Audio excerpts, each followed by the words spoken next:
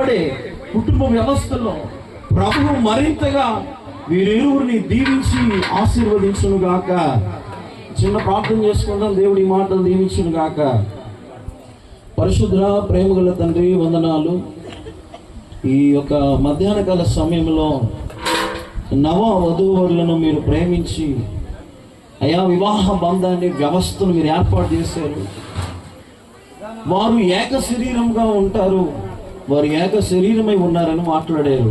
వారు ఏక తలంపు కలిగి, ఏక ఉద్దేశము కలిగి, ఒకరినొకరు గౌరవించుకొని, ప్రేమించుకొని, విలువనిచ్చుకొని, ఘనతనిచ్చుకొని, గౌరవపరుచుకొని ప్రభువా వీరి దాంపత్య జీవితంలో, కుటుంబ వ్యవస్థలో మరింతగా బలపరచబడును గాక, మరింతగా స్థిరపరచబడును గాక, మరింతగా వర్ధిల్లును గాక.